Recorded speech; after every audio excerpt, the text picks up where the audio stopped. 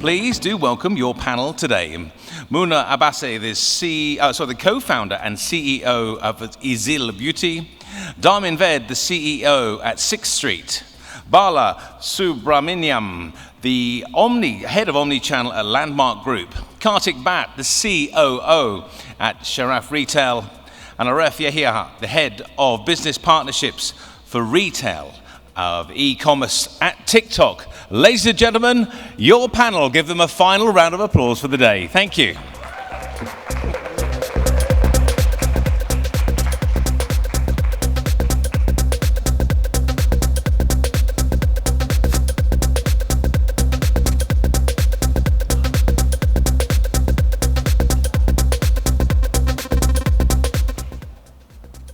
Everyone for sticking around. We promise you the mother of all panels. I don't want to say the best one, but it's the best one that we can offer you. So my name is Arif Yahya, and evidently I work at TikTok, as branded from my pin to my cue cards to shoes. So I work for TikTok, and I'm really privileged today to host our dear panelists. So I'll give a quick introduction, and we'll also address why this session is called Community Commerce, not social commerce, before we get started. So first and foremost, thank you so much for joining us. Muna Abbasi, founder and CEO of Izil Beauty. Darmin Ved, Chief Executive Officer of 6thstreet.com at Apparel Group. Bala Subramaniam, Head of Omnichannel for Max Fashion at Landmark Group. And Kartik Bhatt, Chief Operating Officer of Sharaf Retail. Thank you so much for being with us. It's an honor. So why are we talking about community commerce today and not social commerce? Social commerce exists. It represents the trade and sales of products and services on social media platforms. TikTok specifically is not a social media platform. It is a short video platform. You don't go on TikTok to find out what your friends are up to, so you're not connected via people socially. But what you do find on TikTok are communities that share your interest in certain topics that you might be interested in, such as sports or luxury or beauty, or even sub-communities like, let's say, Moroccan ingredients of certain beauty products. And that's what you find, and that's what bonds you with other people on our platform. And what we love about this is that if you travel 10,000 BC to the origins of commerce, which is integral to the human experience, commerce has always been about people meeting one another, having conversations, and building connections. It started in a market where it's only the buyer and the seller meeting one another, and obviously that was limited geographically. Thousands of years later, the geography is no longer an inhibition, but people still find ways to share their common experiences, and what brings them together is this sense of community. So this is simply what we mean by community commerce. It's online commerce on platforms where you share content with other members of the community, even if you don't know them in real life. And that's the nuance of the name of the session. I wanted to only start with that. And with that note, I would like to start with you, Muna. If you can tell us a bit, because your business started based on an insight of a specific community. So can you tell us a bit what that community is, how do you define it, and how has it been integral to Izil Beauty? Thank you for having me here first. Izil has started from an insight of having women who are looking for a natural product, safe product, clean product, kind of homemade product, but inspired from Moroccan ingredients. So the community back then was in 2005 when I came in here, and that community was people with whom I was working in the workplace. So whenever I was going to Morocco, they were asking me to get them some beauty ingredients from there. So what has changed is that community today, you find it on online platforms and on online social platforms where there is a community of people who are attracted, or they agree, or they talk about different ingredients, not necessarily Moroccan, it can be any other active, community expressing their views about the efficacy of some active ingredient or the use of some product. So those kind of insight is what makes it and build today brands like ours. So especially I'm going to refer to the beauty industry, where you have, if you look at the past 10 years, indie brands today have been built on social platforms. If we're looking, for example, as one of the top brands in the world, like Kili, it has been built through the reach that she used to have and her community that she has built throughout the years on the social platforms. So she didn't need to be it's no more the multinational companies or beauty companies that are there for years or hundreds of years. So you have a lot of indie brands today in the beauty industry that are being built from certain communities. So either the founder has her community throughout the years that she built, that they trust, who they trust, or they build it through a need that is being detected from the social platforms. Absolutely, clear. Thank you, Mona. Darmin, can you tell us a bit about the 6th Street community? How would you define it? Who's the target audience that is most indispensable when it comes to your business?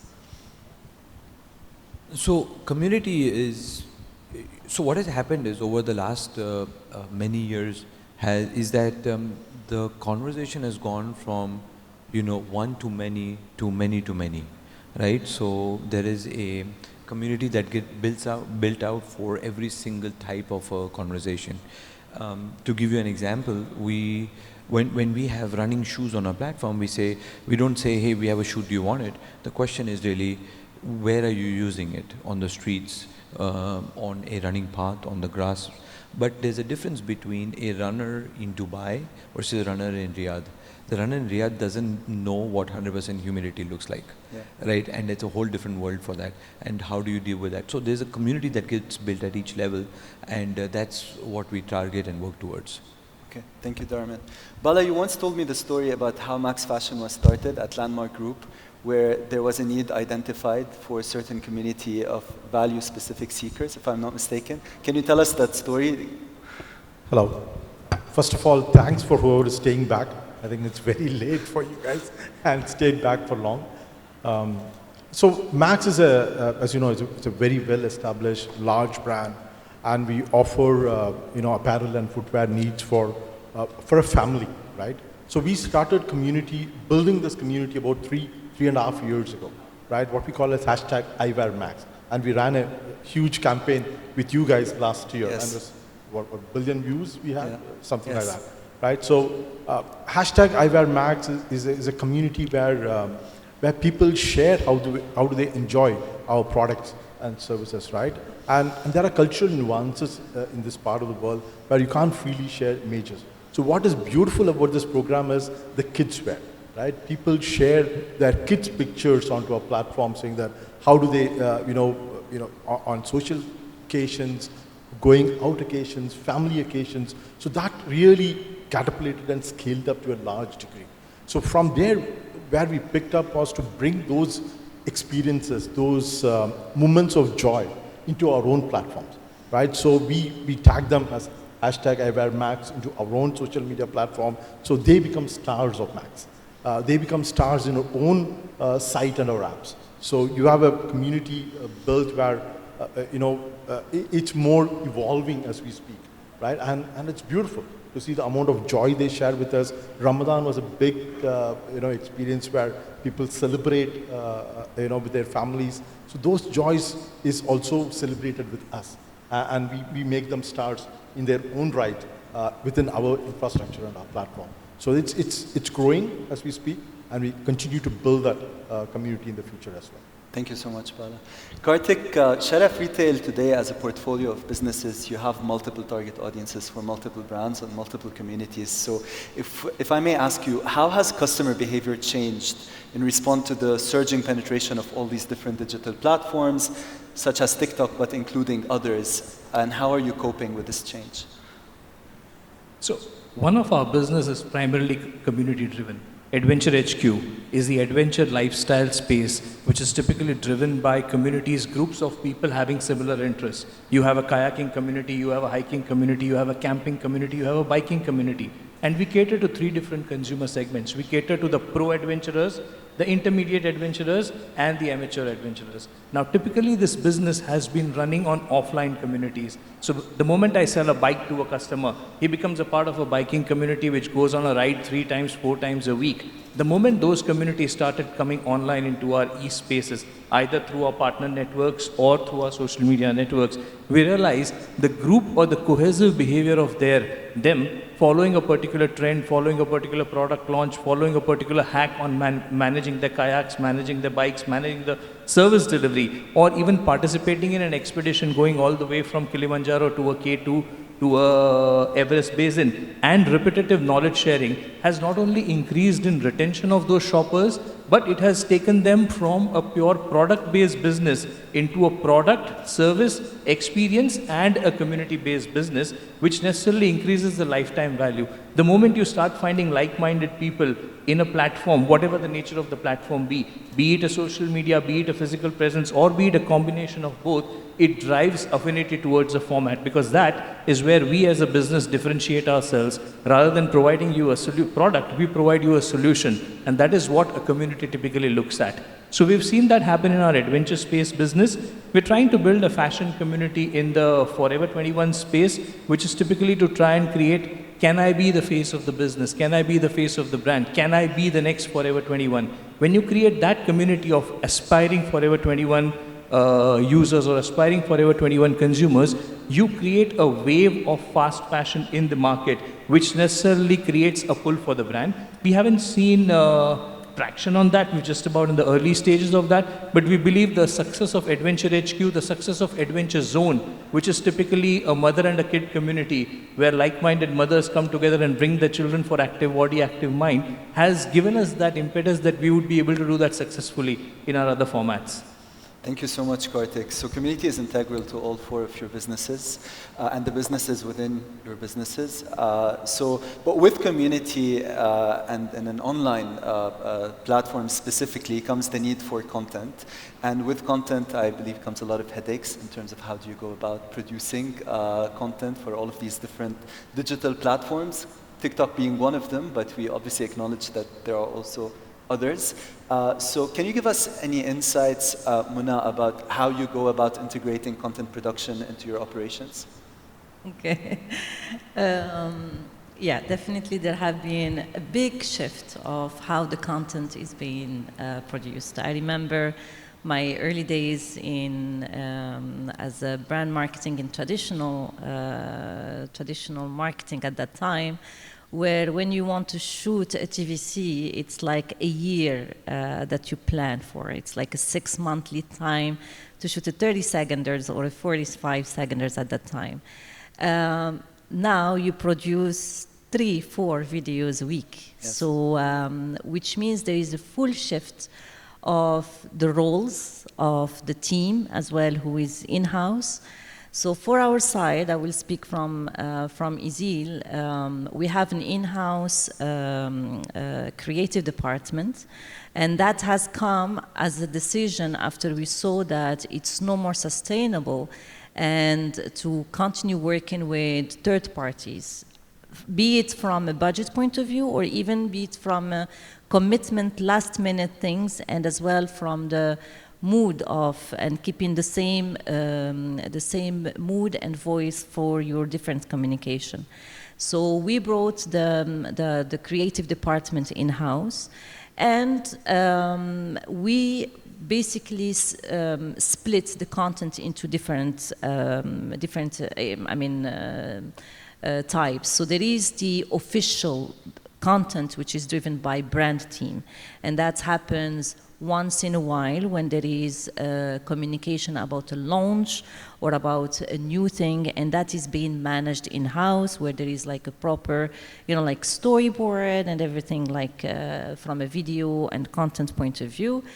Then there is the content, which is user-generated content. So that is basically helping a lot. So Both ways, it's something that doesn't cost a lot, but you have to have the right strategy to encourage people to participate, actually. It's a participative content that we are having. So here we are having the full PR team who is all the time in touch with different content creators, sending them free products, sending them how the product should be used, briefs and everything. And it's a win-win relationship, because that content creators as well, they want to showcase themselves. So it's like we share their posts, we reshare, so it's a win-win relationship. And then there is, of course, the different types as well per channel. So lately we've done something with TikTok during Ramadan. It was our first experience where, again, TikTok is another way of content, where it's like you have to have that kind of vibe, that kind of fun element into it.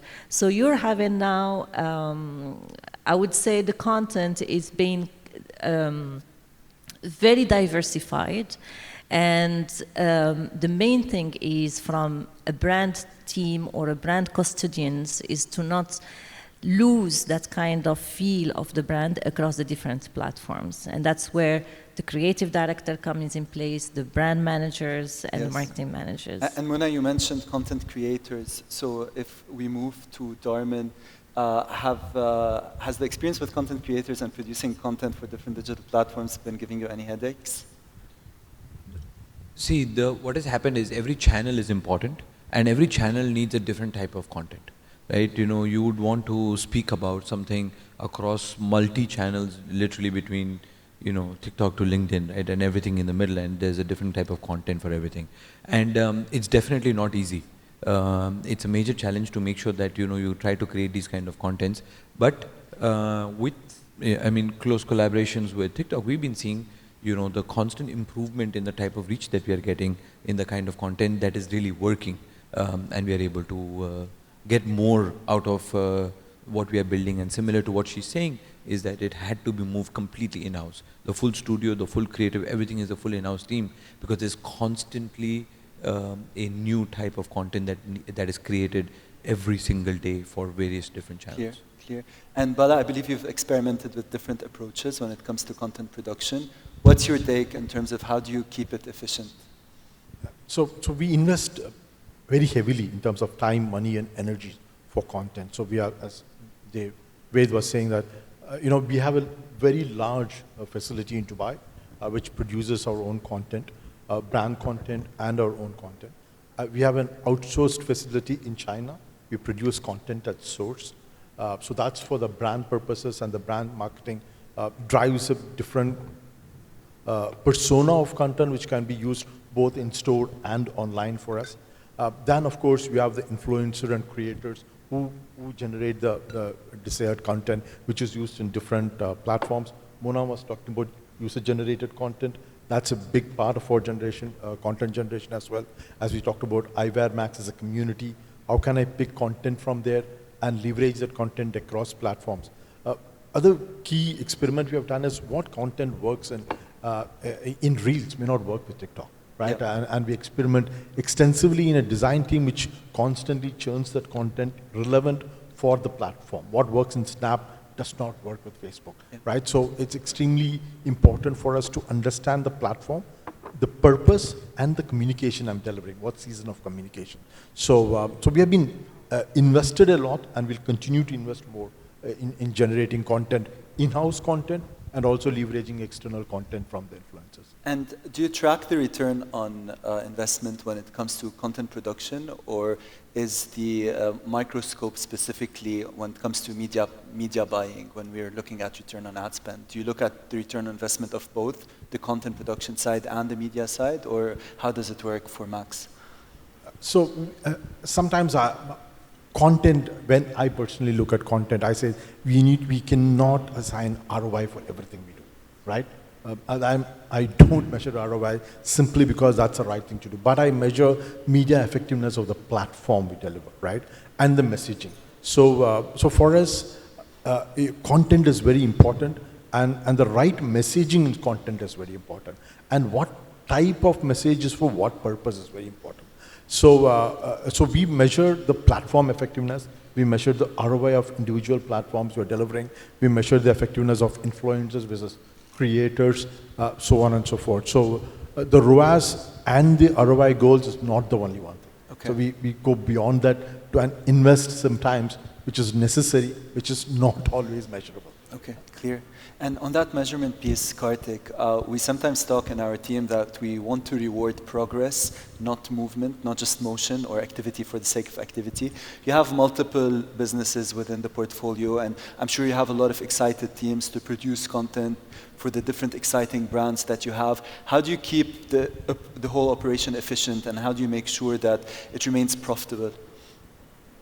So first we need to understand that a retailer is very different from a venture-funded business. A venture-funded business has a lot of dollars to burn and experiment, and hence can necessarily create content after content and keep the cash burn going, and it's only going to be valued basis either your book values or your customer base. But a typical retailer is pulling a lot of dollars from his conventional brick and mortar business and trying to feed multiple channels and is accountable for driving profitability. That's the first caveat. Second, the complexity of the content has now has grown manifolds. Historically, in the conventional business, I would have a content team of 5 people, 6 people, and they would create contents for all my 12 brands. Today, I have a challenge depending on the life cycle, stage, nature of communication, and the audience type. I end up creating different content, which means at any point in time, I would have anywhere between 64 to 82 different content codes that need to be generated on a weekly basis, and of all of them, depending on what stage of the shopping journey is it at the top of the funnel, is it at the bottom of the funnel, is it going to drive discovery, is it going to drive awareness, is it going to drive clicks, direct or paid, determines how do I drive efficiency of it. And hence we cherry pick what is necessary at this point in time, what is going to drive shopper confidence, what is going to drive shopper traffic onto the platform. A lot of informative content at times gets dropped in this entire channel funnel, and hence we outsource a lot of informative content to outside developers or through our principal businesses so as to make sure the freshness continues to remain. When we differentiate between a fashion business like Forever 21 versus a crossover business like Cotton On to a lifestyle business like Typo, and then into an adventure business like Adventure HQ, the consumer segment itself creates a lot of content for us, especially in the adventure space, that a community thrives on that content and brings in a lot of repeats for us. Okay, absolutely. And we're bound during the process of content production and working with creators, we're bound to make mistakes. So how do you ensure that your teams fail fast when they fail? Darman, can you tell us a bit about your experience with not success, the opposite of success? You know, there is nothing called failure, right? It's just learning. That's all it is. Because all day long, we have to do hundreds and hundreds of different trials, right? Constantly trying different things out, figuring it out, what works, what doesn't work, why it works and why it doesn't work, right? And keep updating and improving. Yeah. So we see that a lot of times videos on TikTok that go really popular, you know, 2 people dancing together, we make the same thing suddenly, but there is no reaction to it, right? We did something, everything was working, but we still didn't do something right? We learned, we figured it out, we tried again a couple of days later, and now there is a huge uplift that we see from there onward. So there's nothing called failure anymore. It's just a constant learning exercise. The learning cycles have become extremely short, right? It's not even in months anymore. Yeah. It's in like days, or hours. You know, that's how short the learning cycles are now. But just for the record, all of you have said the word TikTok more than I have so far, so thank you for that. Speaking of that and coming out of the pandemic, Bala, can you tell us a bit what are the main challenges that your business has been facing post the pandemic? See, inshallah, we have been lucky, right? Why? 2 things. We had a quite robust e-commerce business before the pandemic, so we leveraged the channel very effectively to meet our customer demand during the pandemic. And while we're coming out of pandemic, very interesting, I traveled in January, Feb to most of our markets, went to Saudi, went to Kuwait, went to Bahrain, spoke to a lot of our colleagues there, we had focus group discussions, and understand what is changing in customer behavior. So 2 things emerged for me. One is to say that people moved into using digital platforms not only for content consumption, but more to connect with their families, right? It was very interesting. Not a platform, Google Meet, never heard of any Saudi women talking about that. They connected with their families during that time. And that behavior will stick, right? And when coming out of pandemic in Ramadan, we saw phenomenal success with our retail stores. People came back to stores, fantastic Ramadan we had, e-commerce took a back seat, so be it, it's fine, right? And now when we are moving ahead, I think it's going to normalize, right? The customers will come back and play in both the platforms. It's very important for retailers to understand and not create channel conflict. And we are very, very cognizant and conscious of that, we don't make one channel less profitable compared to another channel. We got to drive a seamless channel behavior. So, and hence, I only see positives going into next year. July is not too far away for us. And see, considering the challenging macroeconomic structure, I think our brands, our value proposition is well faced and placed in a manner it can take on the future needs of our customers. Thank you, Bala. Muna, your business started in Dubai Mall, but you've also scaled and you're serving thousands of customers. Can you tell us today, point in time, what are the biggest challenges that Izil Beauty is facing? Many, as any growing business. So I think currently where the main challenge is in terms of the commercial strategy to scale up the business beyond Dubai Mall and to other countries, which means as well we're having a lot of work in-house in digitalizing the whole system. So to create kind of omni-channel, because we have the offline and the online, and we have the spa and the experience, so we came to a stage where before we even scale up further, we wanted to make sure that we can draft that customer journey across, so driving us to a big digital change in-house.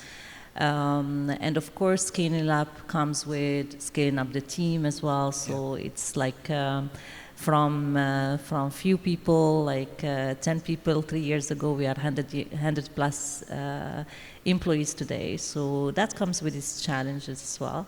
But otherwise, if we have to map it to the content, is actually the challenge is coping with all of these different channels and making sure that you're always being creative, because it's a very creative platforms, and people or consumers are getting bored by similar content. So how you can have a creative content that drives the ROI actually, because as was mentioned, when we're talking about the ROI, yes, definitely there is the media part of it, the media placement, but there is as well, today with the social media, is the content plays a huge role in driving the ROI of campaigns. You can have the best media manager or media buyers, but if your content doesn't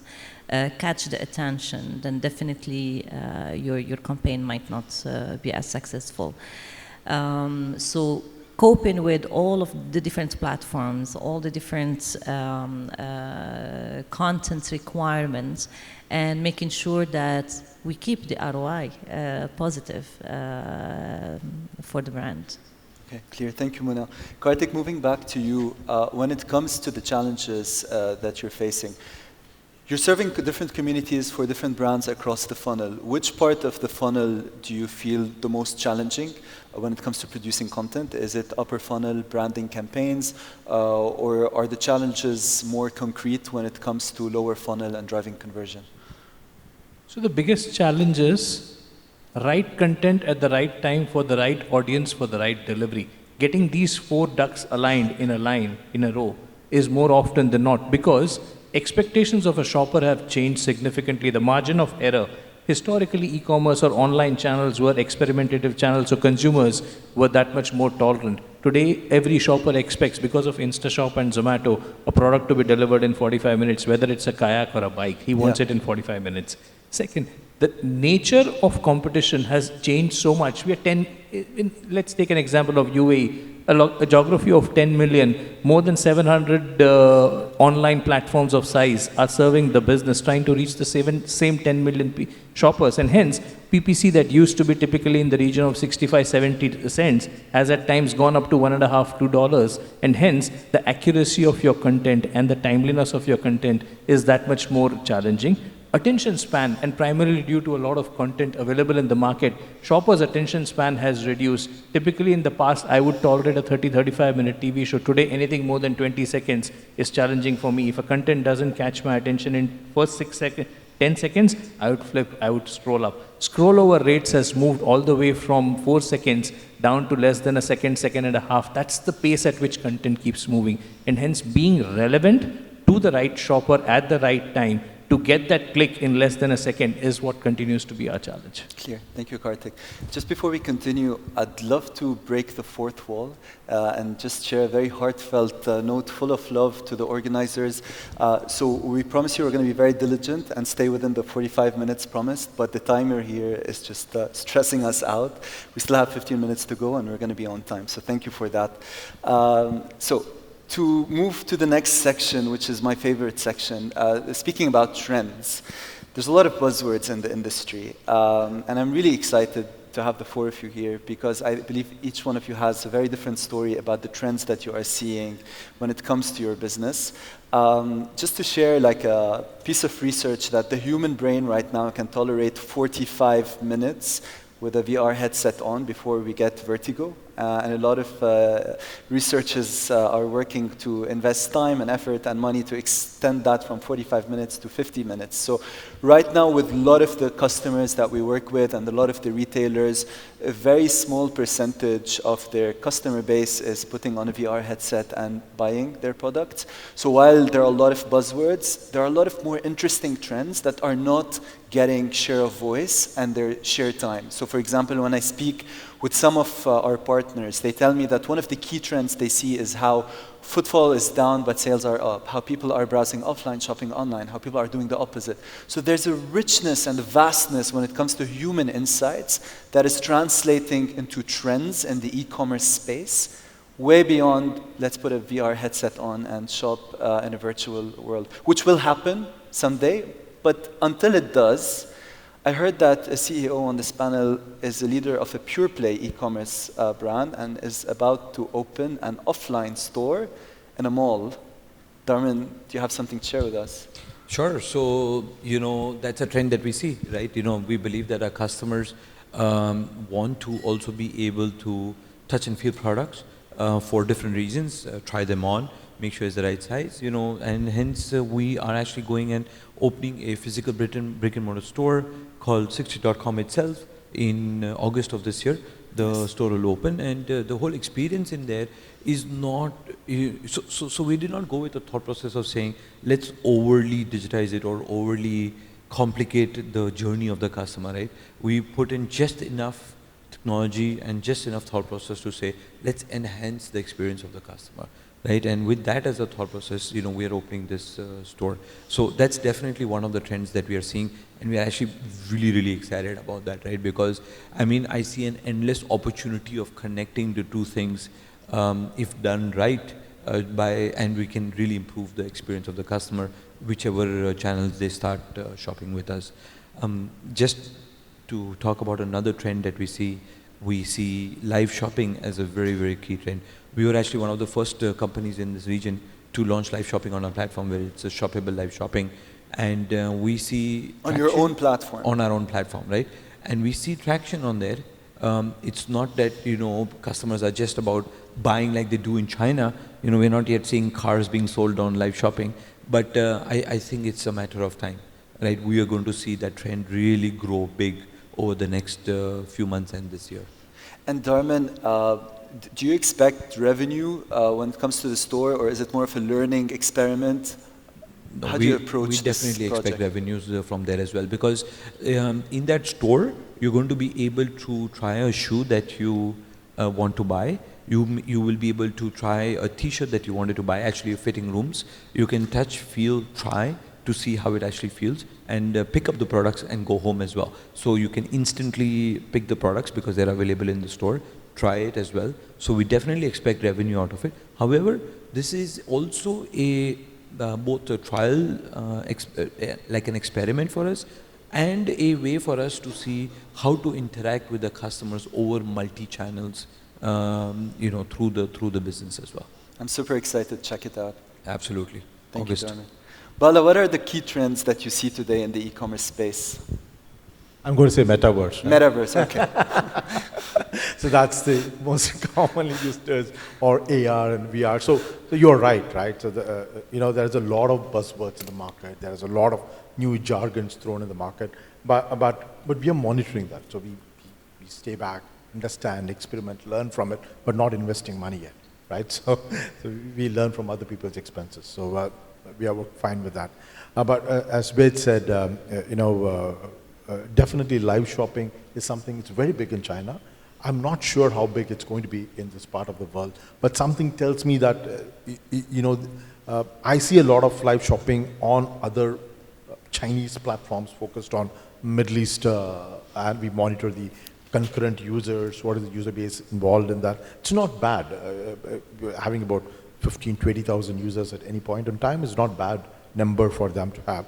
So we're definitely going to invest money. We're already investing into a product called Lisa, which is a German-based product. So we're integrating that with our platforms, and we're going to experiment with that. I'm also very conscious that we had the previous conversation of Q-commerce, how quickly you got to deliver, right? We're very cognizant of, I don't want to, nobody wants to have a shirt delivered in 45 minutes that I'm going to an interview now. Right? That probably is not going to happen. But there are some use cases floated around that.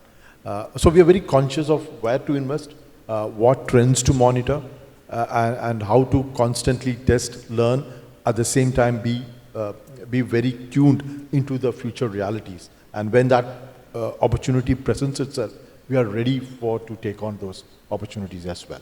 Okay, thank you, Bala. And I'd just like to acknowledge a specific word that you said, which is I'm not sure how big it's going to be, because that modesty in admitting that, hey, we know what trends are happening, but we're going to test it out and learn, is what makes it very pleasurable for our team to work with yours, because you're always modest in the approach in terms of testing and trying different things and learning. Some things work out, some things don't, but we always pivot and move forward.